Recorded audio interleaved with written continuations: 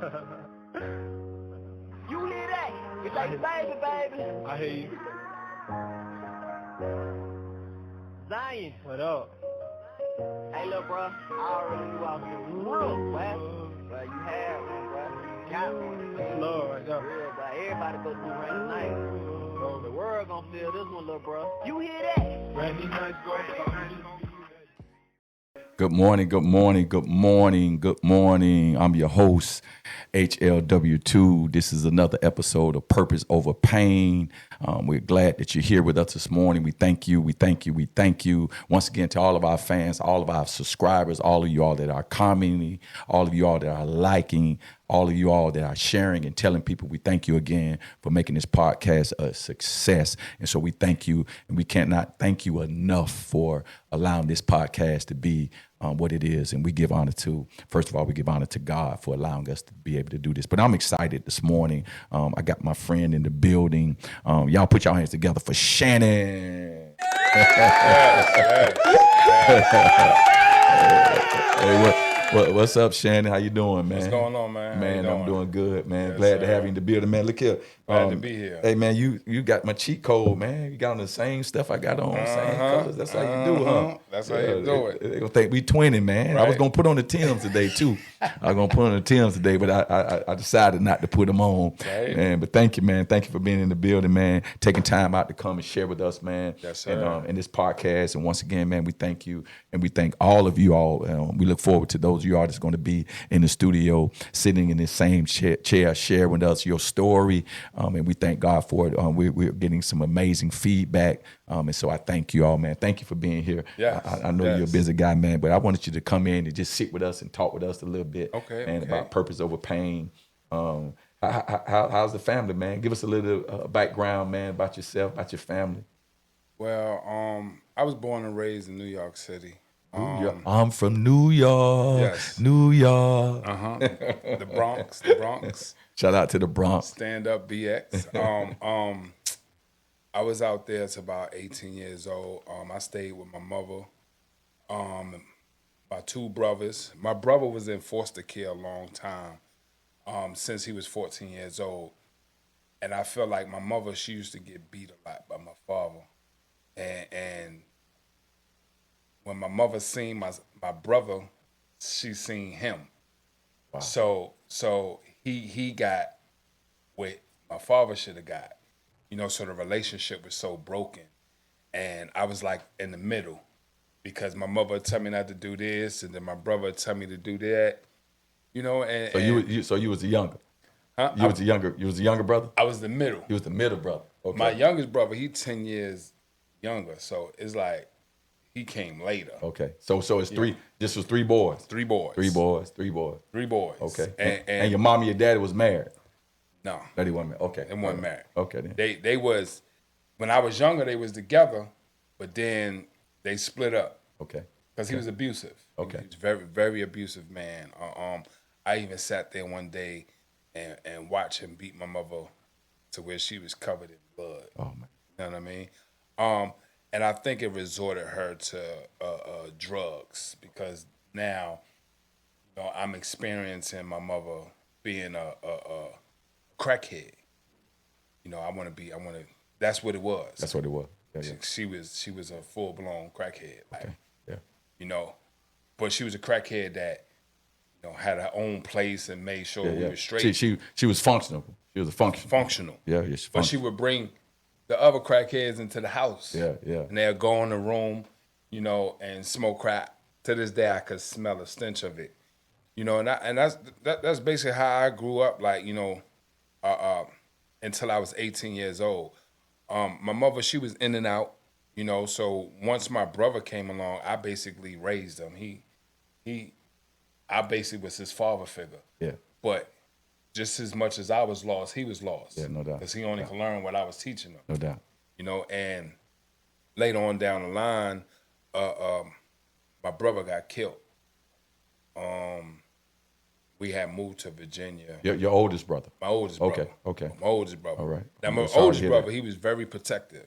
He was a very protective man. Like, anything that went on with me or happened, it was like, nah, let me do it. Yeah. Because if anything happened, let it happen to me. Let it happen to me.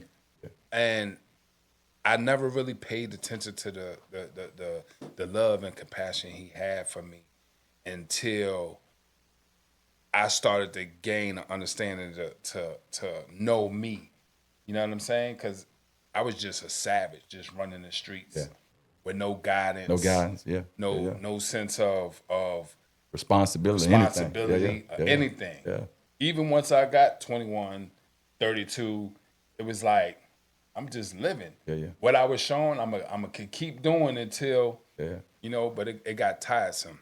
Yeah, because a lot of young people, that age, and they experience their parents or their mother, whomever, a mother or father, both of them, being out on the street and having that much freedom. A lot of kids like that freedom. You know what I mean? And especially kids that don't have that freedom, right? And then when they see kids like yourself being young, able to run around, act wild, act that, they don't have no curfews. They think that's the life. But what they really don't understand is that if that kid could have structure, they'll take the structure. Take the structure. They'll take that structure. Man, I go any day. I tell anybody to take that structure by any means necessary, because what I went through, it led me to destruction.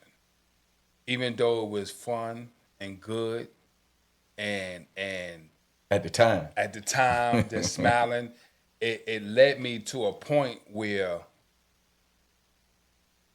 laugh now, cry later. Yeah.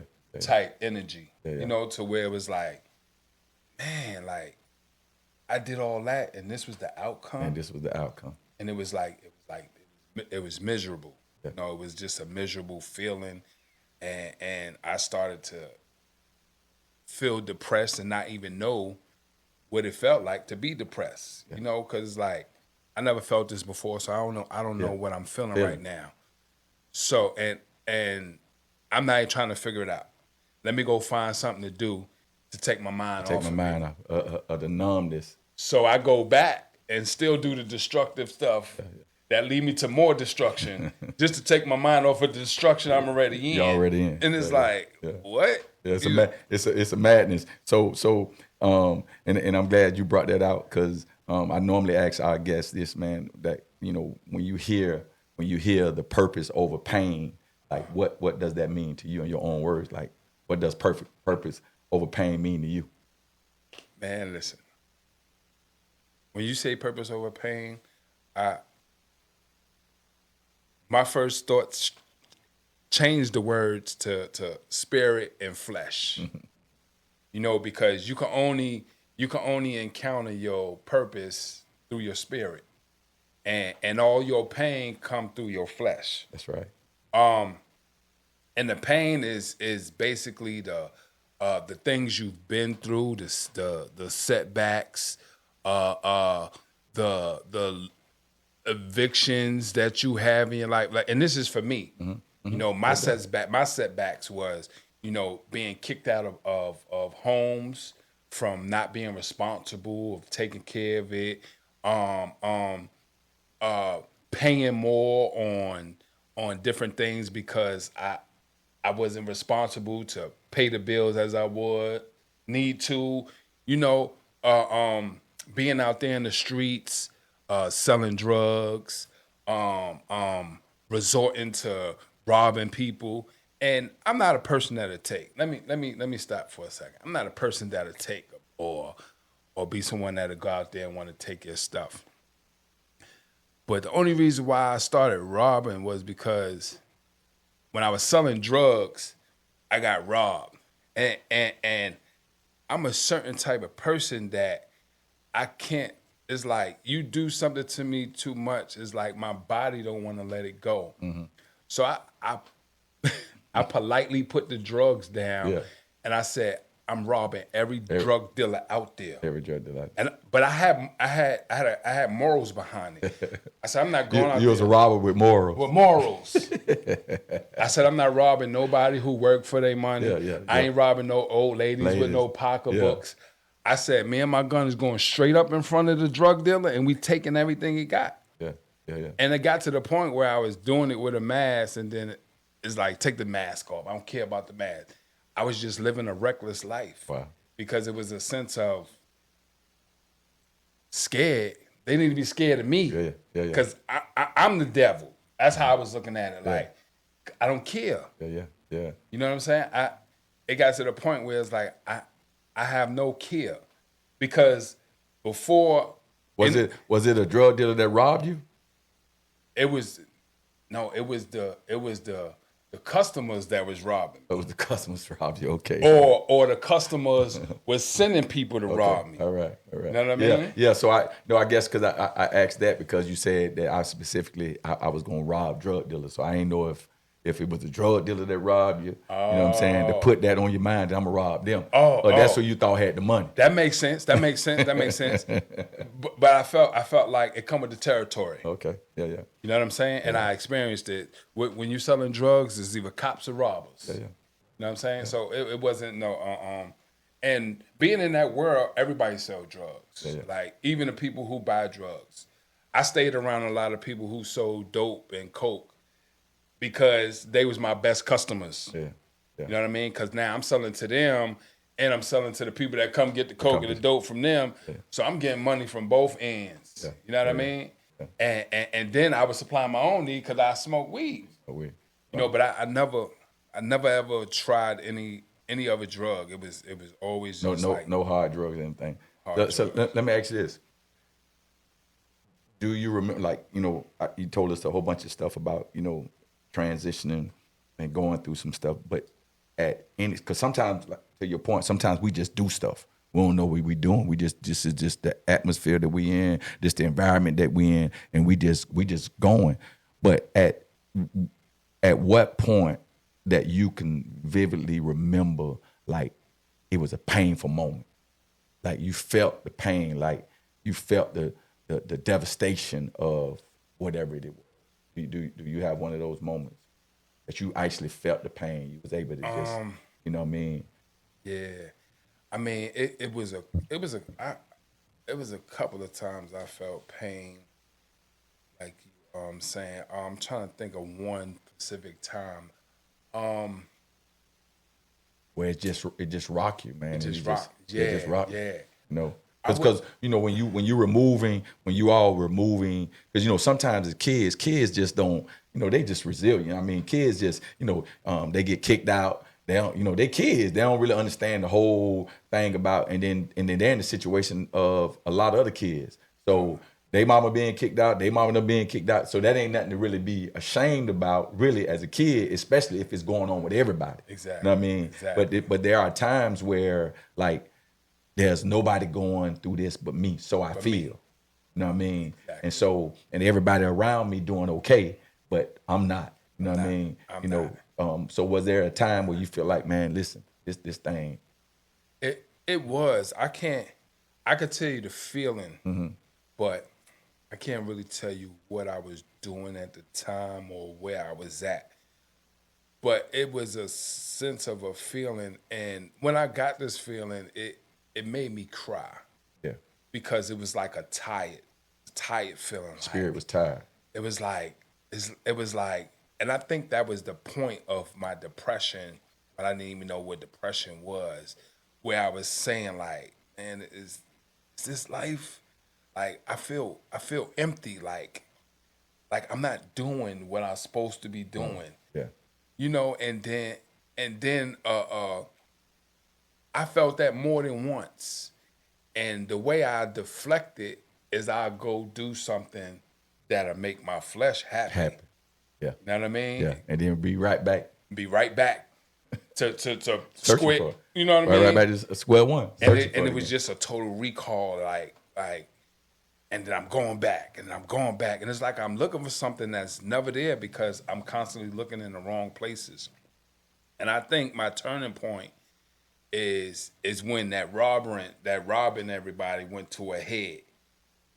You know, because I had got locked up and I had shot myself in the leg because I was being a criminal. You're being a criminal. Yeah. See, but one thing I must say, shot yourself in the leg. Shot myself in the leg. But mind you, I feel like, you know, that was my testimony when I was going through it. But I started to share that testimony falsely. Yeah. So God ain't have nothing to do with it at the Ain't nothing time. to do with it. Because I tell you, boy, I was making it like a movie. Yeah, I was telling yeah. them I was in there and You was in somebody shot West. me. Yeah. You shot out. You the only one that got through. Yeah. But the only bullet that went off was mine. Your bullet.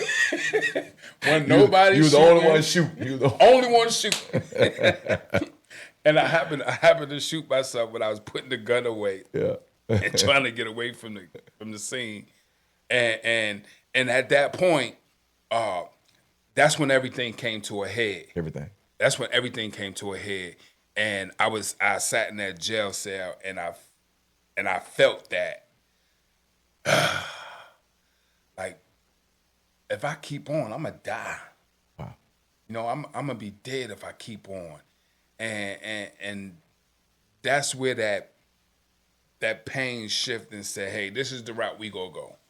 You know what I mean? We're gonna try with all our strength to change what we in. And do something different. And ever since then, I've never been at that level again. I always been above that level.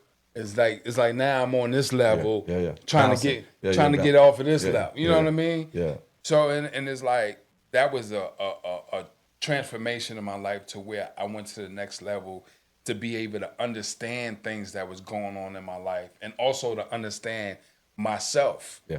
To learn my own weaknesses and strength so I could be able to help myself. Because the more I know my weaknesses, the more I can help myself. That's right. And one of my weaknesses was being alone. And that's where the devil always had me. Where I'm alone and it's quiet because God ain't there. I never put God there in my alone time. Mm-hmm. Yeah, because he is there. He is there. He's there. Because when you say you was in prison, when you was in jail, prison, so you were in jail, you was in prison. I was in jail. Okay, so when you was in jail, so it was you being in jail, having that alone time by yourself, being able to come to yourself. So God was there. Yes. Right? He was there. But and like you said, the you know, a lot of people don't like being by themselves. They like crowds. They gotta go with somebody to eat. They gotta go with somebody to do this. Because a lot of times when you be by yourself, you got your own thoughts. Got your own thoughts. And that's when God is speaking to you. You know what I mean? And then you gotta face what, because you know he ain't lying. See, it's different if I'm with you, right? And me and you talking, we can lie to each other, right? But if I'm alone with God, right, God ain't gonna lie about me. You know what I mean? So you had that awakening. You know what I mean? That I got to change. So with that awakening, did you at that moment, did you have a plan, or did you just know that at that moment I can't do this no more? The plan was to stick with God. Yeah. The reason why the plan was to stick with God is because when I was in jail, confined to that time,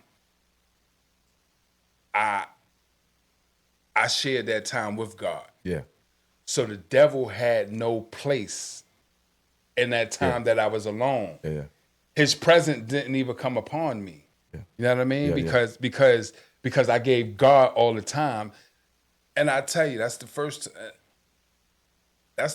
time that's a met message. God. That's a message that could be preached, boy, for the prisoners. You could be in prison, and the devil don't have to be there just because you're in a bad place. Just because it could be a good place if you let the presence of the Lord in. And that's just what I did. Yeah. I mean, I let him in so much.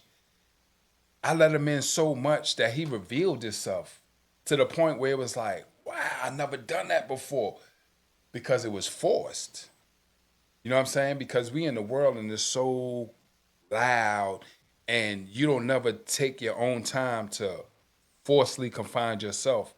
So being in that cell in solitary confinement with a ripped up Bible, it was like, I mean, God showed off, man. Yeah. Let me tell you, like I don't want to go to, but God, he showed off, and he showed off mainly through my wife. Yeah. Because she, shout out to your wife. Yes. You're in the building. Yeah, she I mean, she was out there, and it was like that's why I was doing what I was doing because I wasn't working.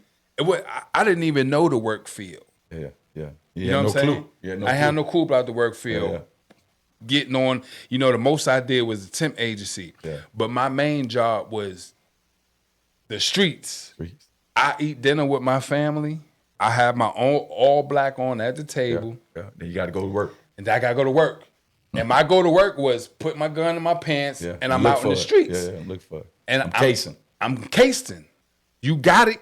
I'm taking it. I'm not stealing it. I'm not a thief. Yeah. A thief is a person who takes your stuff while you're not there. I'm taking it from you. You know what I'm saying? It wasn't a good thing, but the anger inside of me that's right. wanted to vent. So you was my vent. If I caught you, it's game time. This is my way to let out my vent. I might be pistol whipping you and crying at the same time. Type energy. Yeah. But it was things that I was dealing with. You know what I'm saying? That's why I've learned if you ever be in a conversation with a person and they saying things or doing things, don't take offense to it. They just lashing out a reflection of themselves. Yeah. You know what I'm saying? Because that's what I was doing. And it's like when you start to learn the human behavior, it ain't just my behavior. Yeah. It's a human behavior. Yeah. So if I could identify it within myself, then I could understand the things that's going on within you. You know what I'm saying? Especially if it's affecting me. So now it's a sense of I don't need to get mad. I don't need to get mad at what he's doing because if I get mad at the things he's doing, then he got control over me because I'm allowing his issues. You know what I mean? So that pain really was transferred. You know what I mean? It was transferred, and anytime we don't deal with stuff, it'll transfer. You know what I mean? I always like to say, the further we go back, the more truth we find. You know what I mean? So you was in a painful environment. As you said, your father really wasn't around. You know what I mean? You've seen, you saw your father beating your mother up. And so you experienced pain after pain after pain after pain, and so that was the seed. That was the seed of that, and it says the Bible says the seed produces after its own kind, right? And so and for you, you go into prison, and so as you begin to see the hand of God work in prison, right? Jail. In jail. You see the hand of God working in the county. You see the hand of God working in the county, and so while you were there in jail, your interactions with people. Did your interaction? How was your interaction with the guys once you sat in that cell by yourself, solitary confinement? Now I'm out. You know what I mean? Now what you doing? When you out now. When I'm out now? Yeah. When I'm out now, God inspired me at the time that I was in. Yeah. I really had no contact with none of the inmates because they put me in solitary confinement because the hospital tier was full. So I had to go in solitary confinement because I couldn't go into population. Yeah. Because I had the bullet in my leg. Yeah. And so it wasn't no people. It was just the cells beside me with the murderers that was beside me. And a couple of people that was beside me was on the news. Yeah. And I was sitting there like, oh, I'm in here with them. Yeah. Like, you know what I'm saying? Because this was the same time that they, it was a dude who killed a whole family, a black dude killed the whole white family in the house. Wow. And I was like literally 2 cells from him. And when I was in there, I was reading the Bible. And I'll never forget the remark he said. He said, niggas want to come to jail and find the Lord. But he said it more aggressive. Yeah. And I don't even know what my response was. I don't even think I responded to him. Yeah. But in my head, I was like, I don't even know what I said, but because my intentions wasn't to find the Lord. Yeah. My intentions wasn't to even pick up that Bible. But on that note, on that note, as far as being in jail, once I got out of jail, the fact that God, see, I didn't tell you this part. The fact that God moved,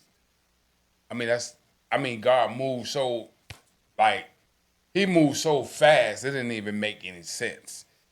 So when I got out of jail, the first thing I did was went to a retreat. I went to with a church that my mom's went to. I went to the retreat with them. Yeah. Like literally, as soon as I got out. As soon as you got out. As soon as I got out, they was going on a retreat. So your mom, so did your mom raise you all in church? No. Okay. I grew up across the street from a church. Okay then. Literally. All right. Like. So were you able to, you know, because you know I hear you saying, I went to prison, jail. Excuse me, I went to jail. I came to know God. You know, I got closer with God. So was before you went to jail, did you somewhat have a relationship with them? Were you introduced to him? Were you, and who introduced you to him? You know, for you to know that, okay, this God. Yes. I knew God through my mom's, but it was later on, because when I was in New York, I left New York about 18 years old. I lived across the street, literally, from a church, 18 years. Oh. Never stepped foot in the church. Yeah. Never even knew God. I knew God through my mother's AA meetings, NA meetings, her narcotic anonymous meetings. Yeah. Because at the end of the meetings, they would pray the serenity prayer. Yeah. Yeah. God grant me the serenity to accept the thing. And I used to say it faithfully before I even knew that it came from God. This is God's word. God, like, right? this is God right here. Like, I didn't even know God at the time. I thought it just came from them. Yeah. Like, and that's where I first even knew about prayer or this. But I didn't know it. You know what I mean? It didn't go together. Yeah. It's like a pledge of allegiance. Yeah, this is their stuff. This is their stuff. This is what they say. Yeah, when you come to NA meetings, this is where you get that, and that's how it was for a long time. Because my mother was dealing with drugs for a long time. I say about 10, 15 years of my life. Wow. You know what I mean? And then it was like, I can't even tell you at this time, but because at one time she was in my life, but then at one time I was 14 years old, coming home 7 o'clock in the morning. Or by yourself? By myself. Right. It was no coming home. Eating sugar wherever, sandwich. Yeah, wherever I was my home. Wherever I was. Yeah. You know, and once we moved to Richmond, Virginia, my aunts, that's why we moved, because my aunts and cousins was down there. And then that's where the church came into play. Okay. And my mother started to go to church. Then I followed her lead, went to church, see what this is about. And I feel like I always had this strong gift in me. Because every time I did a little bit of God, somebody always said something about what I was supposed to be doing. It's like they could see that. My purpose before I could see it. And the only reason why I knew that, because they would always say the same thing. You know what I'm saying? I would always say the same thing. And I used to be like, well, I need to hear it from the person I need to hear it from. I need to walk into it. Because I can't do something if I'm still in the flesh, because then I'll be just doing it. If I listen to him, be like, oh, am I supposed to be doing that? And then start doing it. You wanted an encounter. Exactly. Wanted an encounter. I need him to confirm that, to say, hey, this is what, and I know the only way for that to happen is I have to walk more into him and leave my flesh alone. Because it says you have to lose yourself to find yourself. And I feel like until I fully lose and sacrifice this flesh and being of the world, I'm never going to embrace the purpose that he want me to walk into to be able to fulfill it. Facts. And I feel like the more I know that, the more I say, all right, every day is a challenge. The battle is on 24/7. That's why I ain't been comfortable in the days past, because I've been so into focusing on, let me find places to help me do what I need to do. So I need to find forceful places. Yeah. So I'm gonna come and I'm gonna talk to you, yo, Pastor. I need to, and I'm gonna put myself in front of things, people, and places that'll help push me forward. Push me into my, You know what I mean? into my purpose. But listen, we're gonna take a break real quick, man, because I want to come back on that comment that the guy made when you were in jail. Purpose Over Pain podcast. We'll be back in a moment. Hey, this is Purpose Over Pain podcast. Once again, we thank you all. Purpose Over Pain podcast is sponsored by another clothing line, apparel. We'll be coming to you real soon. Also, I want you all to go and continue to support these books, this great work. This is the book by one of our own, Sister Sharon Rogers, Hannah's Secret in Savannah. It's a great book. Go and read it, support it. Also, we got another book here, Life in the Times of the Real, Billy Ray Valentine by Joseph Chappelle, a friend of mine that I grew up with. Also, my book, Blessed 2, Blessed 1 is also, we're on Amazon, Barnes and Nobles. You can go and check it out. But we believe in supporting individuals that are doing good work. These are great books. Go and support it. Purpose Over Pain podcast. We back in the building. We back in the building with Shannon. Shannon, I want to jump in here real quick. You said something about the guy that was in jail with you. You say jokers always looking for God when they come to prison, right? And so I want to fast forward a little bit. So when he, first of all, I want to know when he said that, did it hit you? Did you think about that? Did you think, were you wondering or thinking like, that's me? I was. I definitely was. Yeah, Because yeah. I was like, Yeah. I couldn't say nothing. couldn't say Because nothing. it was Yeah, kind yeah. of true. Yeah. You know, it was kind of true. But it was true with an unawareness. Yeah. You know what I mean? Yeah, it was true. Yeah, you know, and because a lot of times folks, they think that it's a bad thing that I'm in trouble and I'm trying to find God, right? But really, it's not a bad thing. You know what I mean? You know, a lot of times people have to run in trouble to start finding God. You know what I mean? So they look at that, and I understand what they're saying. They're basically saying, what they're really saying is that, listen, you ain't for real. You ain't, you're Basically. you're not for real. You know, wait till you get out of here. Basically. You know what I'm saying? You'll see. And so fast forward, when you got out, I heard you say earlier, when you got out, first thing you went on a retreat with the church. Right? Yeah. And so now you're going to this retreat with the church. Now, how is the new Shannon now? I mean, at the time, like I'm pumped. Yeah. Like I'm energetic. Yeah. Because now, just looking at it now, like God had that all set up the way He wanted it. Cause I'm like, how I get out of jail? Cause I'm in jail for a whole month, not knowing when I'm gonna get out, but I get out right going into the retreat and wind up going. And I feel like, you know, ain't no coincidence. Yeah, it's God. It's no coincidence, especially from what I was doing and how He started to touch me when I was in there. Because when I was reading that Bible, he started to touch me. And then when I got to the retreat, the same things that I was reading and tapping on with in the Bible, it's like we was just on them topics. It's like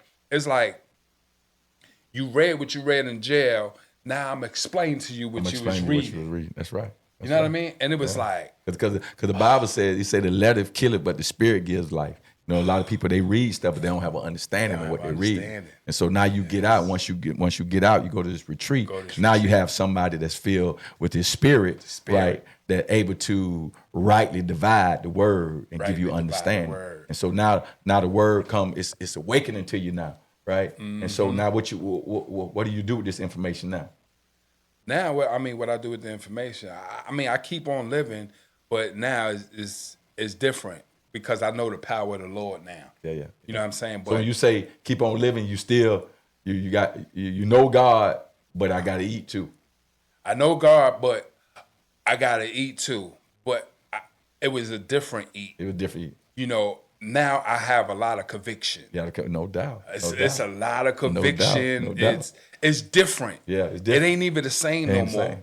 It ain't no jumping there and we good. You're trying to be more calculated. Yeah, I'm jumping in there with pressure on my chest. Yeah. Like, I know this wrong. Like now for everything that I'm doing, I'm being convicted. And it's like, I don't like that feeling. Like, And it's like I'm getting in trouble. I'm gonna get in trouble to the point where it'll take my breath away. Like, don't do it. And I fight through it and still do it. Cause now I'm ignoring it. Yeah, it's like I yeah. don't know what that is, but we go get through it. Let's go. Through this. Yeah. But not knowing that I'm being convicted now because you know him. I know him now. Now I'm in a different space. Now I done encountered with him, and now it's just everything is so different. But I still can't take away. At the time, I was about 30 something. Probably give it about 30 something. I still can't take away the 30 years of worldly practice and activity I've been doing. So soon as I stop reading, stop focusing on God, come right back. Devil right there crouching like, gotcha. Yeah. Because flesh, like I say, flesh got memory. Flesh got memory. Got memory, and the memory is so like, ugh. And a lot of people, the stuff that gets you out, you don't continue in it, right? So if God got me out, I got to stay with God. You know what I mean? And so, but now what the guy's saying is coming into play now, right? And that's why he able to say what he's saying, because undoubtedly he's experienced guys. I don't know how many times he was in jail, but I like to think that he wouldn't have made that statement had that been him, or at least folks that was around him. You know what I mean? Exactly. Because you locked up, and now I got to get out. Now it's life. Now I got to walk this thing out. You know what I mean? And so now, and that's what you're experiencing. What he was saying. What he was saying. Yeah. So did it hit you at any time? What he was saying? Did it hit you while you was out there, and you start creeping back doing the stuff that you? It didn't hit. It didn't hit me. It helped me when I grew more. Yeah. And it came to me in certain times. That's why I never forgot it. Yeah. Like, it's things that I forgot, but I guess it's things that I'm not supposed to forget. And that's one thing that it don't never leave. It's just like, I could never forget it. Yeah. I could never forget it. To the point where anytime I speak about my life or my testimonies, that's a big part of it, because it was something that I would do, like, in the time of need, like, where's help? Where can I get help from? Yeah. They say help is with him. Let me go see. Let me go see what kind of help it is. But I'm always looking for the instant, quick fix, instant help. Yeah. Like, he ain't helping me. Where the help at? Yeah, where the help? Like I call, ask for the help, and it's like, no. See, but then I ain't have an understanding. I wasn't reading his word. Yeah. I wasn't seeing what was in his word. I was seeing what he was saying. Don't do. You know what I mean? Yeah. So I'm just listening to what people are saying, and your commercial scriptures. Yeah. You know what I'm saying? That's right. The commercial scriptures. Yeah. The commercial scriptures that the world know. Yeah. You know what I'm saying? But because in reality, not to cut you off, but in reality, what you was doing in the street, right, and you developed a relationship with God. Really, you wanted that relationship with God to be almost like it was in the street. You wanted that quick gratification. You wanted that quick hitter. You know what I mean? And so and not knowing, the scripture says, "Be still and know." You know what I'm saying? And see, and that's what happened when you went to jail. God allowed you to be still. Be very still. He allowed you to be still and know Him and come to know Him. But because if you was used to having what you wanted when you want it. Right, a lot of times people get come to God and they want the same way. They want the same way. You know what I mean? They screaming God, but they really wanted the same way. Like, God, I need you right now. I need you right now. Yeah. I need you the way I need you. You know what I'm saying? Or when I need you. When I need you. And God's sitting there, and it's crazy because people always say God got a sense of humor, and I'll be listening to that because I've seen a couple of scriptures in there where it shows how, God be showing his expressing his sense of humor, and I'll be sitting there like, God probably sitting there right now like, don't come to me now when you need me. I need you to come to me when you didn't need me. You know what I'm saying? That's not really what I wanted to say, but that's what came to my mind at the time. Yeah. But I feel like I turned into a user, Yeah. a bad user Bad of user. God. You know what I'm saying? Yeah. Because it's like I wanted to use him my way. That's right. You know what I mean? And then it's like, okay, you only read a little bit. Cause I like one thing you said when we was at church, drive by. I was like, man, I used to always do drive-bys on the Lord. You know what I'm saying? Drive-by, hit the scripture up and keep it moving. Yeah. And not getting an understanding of what I'm reading or even what he's saying. What he's saying to and me. then now when I'm moving around, I'm putting that text into my terminology. And then I'm moving on it and believing it. Yeah.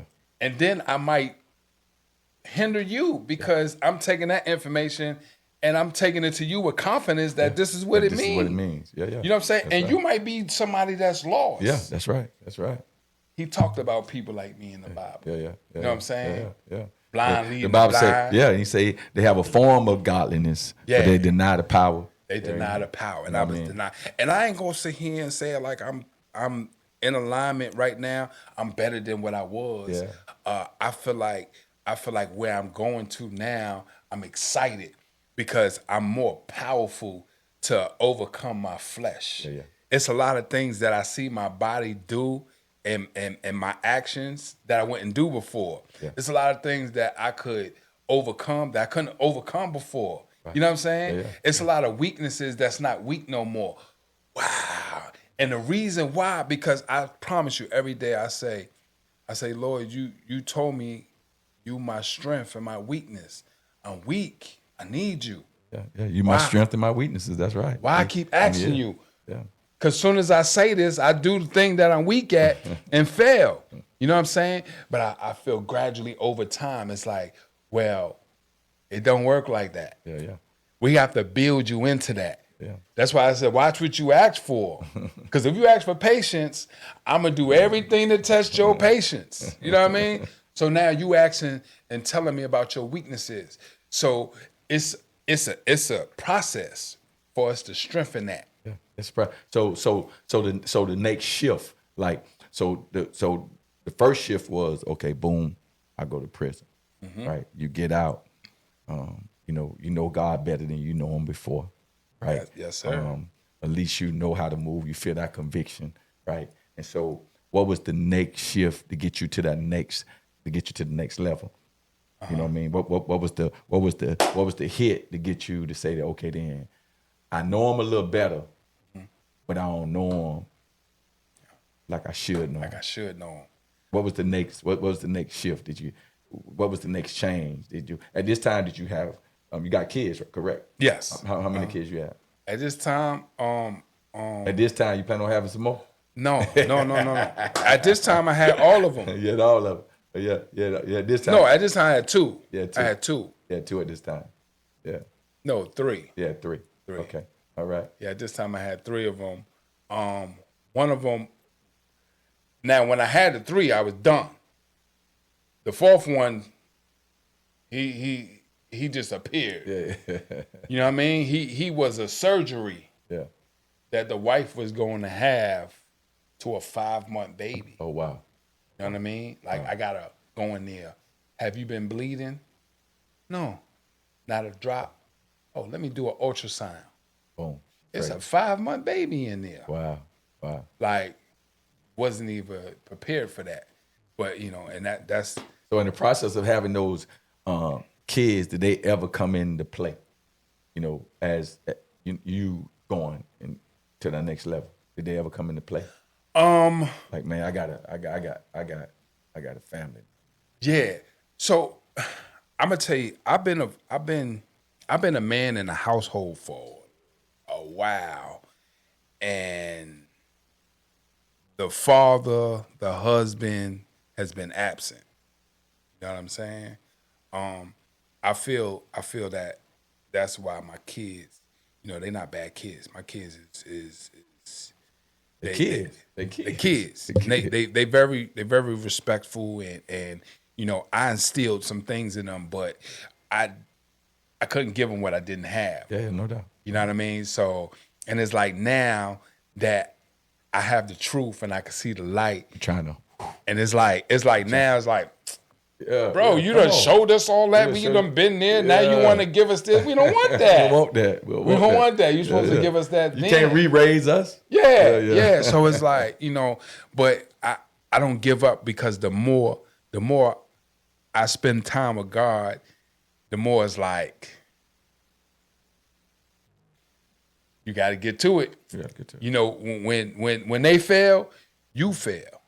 You know what I'm saying? And then you're a product of what you're trying to give them at this stage. You're a product of that yourself, right? Exactly. Because what you got when you was a little older yourself.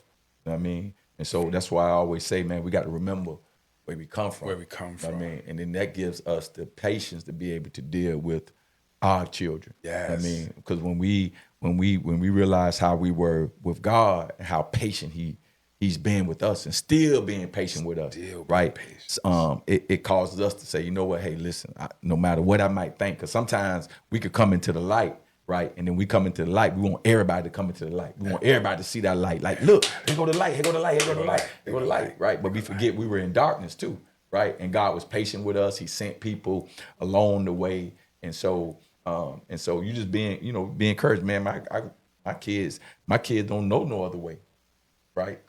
All my kids saw me live was a saved life, right? That's all they never saw me live in the street. They never saw that type of life, right? And it's still a challenge. Still a challenge. Still a challenge. You know what I mean? And so you got to continue to do what you're doing. You know what I mean? Continue rather because they do hear you. They might not respond. See, we think that people don't hear us because they don't respond like we want them to respond. Like we want them to. But I noticed he heard me. Because you heard God. Yes. You heard God, but you responded another way. Responded totally another way. And you heard him. That's what made you have that conviction. You know what I mean? Because now you're a different type of criminal now. Now, different type of You criminal. know what I'm saying? Yes, Because sir. you heard what God said. You know that this now. And it was your spirit man agreed with it. Because had your spirit man not agreed with it, you wouldn't have had that conviction. Yep. You know what I'm saying? That's a fact. And so your children, they the same way, man. They hear you. You know what I mean? They hear you even if they don't respond because they got free will. Yes. Yes. Yeah. And I've learned dealing with them. So dealing with them, right? I know it's a challenge, right? Very much so. I mean, the challenge, what? Yeah. A challenge? Yeah. Oh, sometimes I'll be in there spazzing. Yeah. And I'll be sitting like, I know I did that wrong, but I don't care. Yeah. You know what I'm saying? You gonna get this. Cause he go respect me. You know what I'm saying? He gonna understand where I'm coming from. Yeah. You know, and it's just a sense of frustration that we supposed to not let lash out like that. Yeah. You know what I'm saying? Is it just that with your sons? Because you got daughters as well. I got daughters as well. So is it They done. They done. That season is done. It's repeating itself though, because it was the same thing with them. Yeah. At the age of they was I think 18 and 20. I kicked them both out. See, but I still was.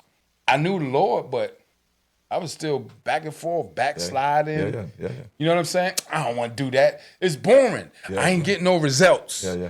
And on top of not getting no results, I'm actually being worse off because now I'm being good and I'm doing this, but I'm doing it to my standards. Yeah, that's why I'm not getting the full effect of what I need or what he has for me because I'm doing all these drive-bys. Yeah. And then I'm reading his word and going out there doing the opposite of what it says. What it say. Yeah. You know what I'm saying? Yeah. Like the totally opposite. And it's like, okay, you keep doing that, then I mean you digging your own self a hole. Yeah. And you basically serving me for no reason because you pointless right now because what you're doing is not. That's just, and what I look at is Cain and Abel. Yeah. Like I love the Bible because the Bible is basically is not for me to be holy because I don't. It's practical. It's practical. Yeah, I don't talk to worldly people that they don't like the Bible. They have their own perspective on the Bible from people. Yeah, that's right. How people put that image. Yeah, and I'm like, wow. you'd be surprised that the church put such a bad image on the world. And that's just from me listening to the people, and not the church, the people in the church. Yeah, I was going to say that. Yeah, not the church. It's the people in the church that see, this is what people don't understand about the church. First of all, we the church. The church is not a building. Exactly. The church is not a building. We the church. It's just that the building is where the church come and gather in his name, but we the church. You know what I mean? And a lot of people, unfortunately, they struggle like you struggle. You know what I'm saying? And that's what the world see. The world see the struggle. And the world, because the world don't know no better, they think because we saved that we weren't supposed to struggle, right? They think that we supposed to be living on cloud 9. And if they don't see us operating on cloud 9, they want to say that the church ain't real. The church ain't. You see what I'm saying? And so, but that's just them being ignorant. They don't know no better, right? They in darkness, you know what I mean? Yep. And so we as people of God that's carrying the light of God, that's why we got to make sure that we do everything that we can to crucify this flesh, right? But at the same time, you know what I mean, we got to let them know, right? Because it ain't their job to teach us. It's our job to teach them because we got the light. We got the light. So you just was a believer that was struggling, right? Struggling. You were struggling. You know, I tell people salvation is one thing, deliverance is another thing. Yes. You know what I'm saying? Salvation is me accepting Christ as my personal savior, right? And deliverance, is that me walking through obedience. Yes. The more I'm obedient, the more I get delivered. More, and that's where I lack. That's what you lack. That's what I lack.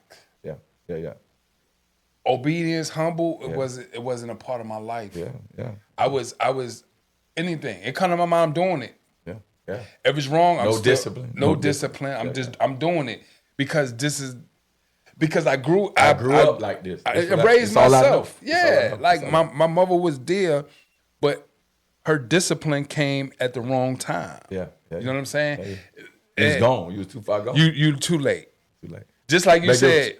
What your kids said. Just like you said with the kids. The kids, you got to understand where you come from. Pops, it's too late for that. Yeah, it's too late. But see, that's what I love about folks when they come around, you know what I'm saying? The Bible says faith come by hearing and hearing the word of God. Yes. Right? That's how faith comes. It comes by hearing. And the more you hear, the more you're around the word of God. Right? You know what I mean? Because you can't stop what your spirit taking in. You know what I mean? So if you're hearing that word constantly, constantly. And so our job is to give them the word. Give them the word. Man? And so now you moving, you living for the Lord, you the best you can, right? Yes. And you reading your word. Yes. You doing what you're supposed to do. You living the life that's before your children, right?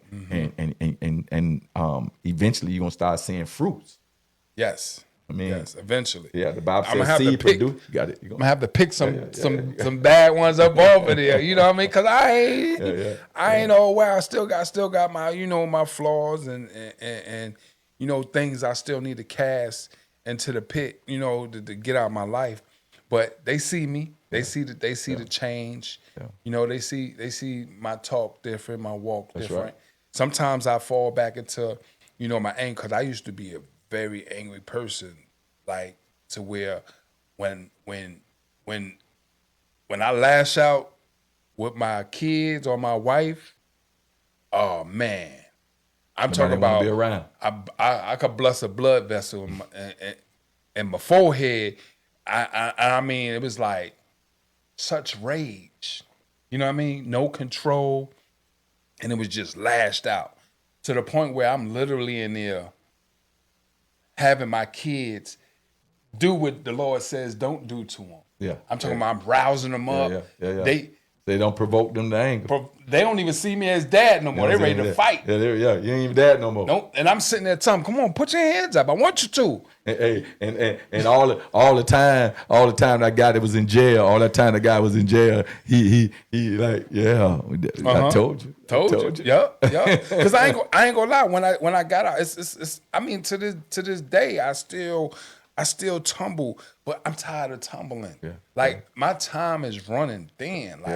Ain't no more tumble time. You know what I'm saying? So you gotta be all in. Realizing your purpose. I'm realizing my purpose, and I'm telling myself. Do you know what the purpose is? Or you just are you realizing it? You see flashes of it.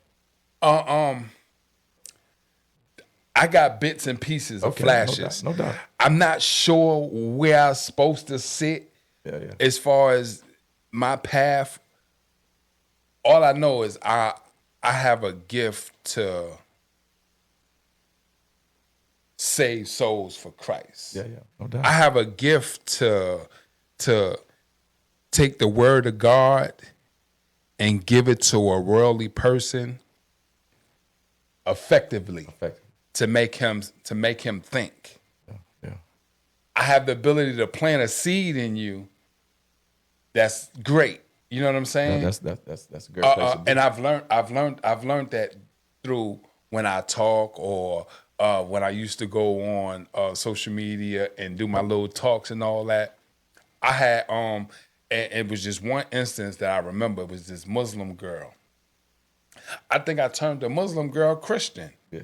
Because it was like she, and I need to find the message to remember what she said, but she had said something about like,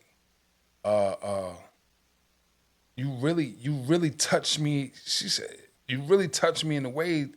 I can't remember what she said, but what she said, like, it brought tears to my heart. Like, I was like, let you realize your purpose. Yes, and I was like, oh man, and it's like, but now it's like, all right, you already know you're a child of God. You already know that you have a duty to save lost people. Right. Now you got to find your position on where you need to be. Is it private encounters? Is it like, you got to find. It's a mixture of stuff. Yeah. You got to find your position. But my position, I feel like my position is just be around people that need help, and I'll use you in such a way that you know what I'm saying. That's why I always try to keep myself in places where where God is needed, so I could be used in that light. That's why I always come around. I be like, what y'all got going on? Put me in. Put me in the game, coach. Put me in the game. Because it's like I want to be involved in everything I could be in, even though I don't want to. Yeah. You know what I'm saying? Yeah. Even though I'm like, I don't want to go do that. Put me in. Because I know God is on a mission. And his mission is different from my mission when I'm in my flesh. So it's like I have to sacrifice. Yeah. You know what I'm saying? You got to sacrifice and be there. And that's why that it's all about sacrifices. It's all about sacrifices, and because without no sacrifices is no growth. Mm-hmm. You know what I'm saying? With all the comfort is no growth. I need uncomfortability, and I need a multitude of sacrifices. That's the only way I'm gonna grow. You know what I'm saying? If I continue to be in a comfortable place, I'm a die in that comfortable place. Yeah. And I'm not gonna never know or fulfill my potential goals that God has for me. Yeah. But I want to. And my urge is so strong that every day is an uncomfortable day. Right. Like, but my joy this weekend, oh man, it was just fun. It was happy. And that's one thing I love about my Father in heaven, because he's helping me learn what my purpose. Because he said the fruit of the spirit, and he was telling how it's joy, peace, happiness. That's right. So I know when I'm feeling these things, patience. That's right. I'm in the right place. Yeah. So going to the detention center, sitting with the boys, it was replenishing to my soul. So you go and volunteer at the detention center. Talk. That's good. At the detention center with the youth, they from 12 to 19. Okay. And I go in there, and we just go in there, and we go in there with a curriculum, whether it's dealing with your credit, learning how to buy or rent, practical stuff, emotions. That's right. You know, things that you go through, things that's coming up that you're gonna have to deal with. You know what I'm saying? And some of them are hard-headed, but I know how to deal with that. Yeah. Like, they be panicking because you got the other volunteers. They be all over the place, but I love it. Yeah. I said, this is what it is right here, because I don't want to come in here and them be good. I want the challenge. The challenge helps me grow to do better. And that's the point I was finna. That's the point I was finna bring out. By you going, it also helps you as well. Anytime we do something for the Lord, no matter if we do it for anybody, listen. If we're doing it for the Lord, it's gonna help us. And so, what I want to say to you, man, these last few minutes, man, if there were someone who had gone through what you've gone through, right? And or even if you could talk to the young Shannon, what would you tell them? Man. And they say that, man, I'm struggling. I went through the same stuff you went through, man. What would you tell them? They call you right now, Mr. Shannon. Listen, I'm at this spot right here. I mean, what would you tell them? First off, I will pull up on him.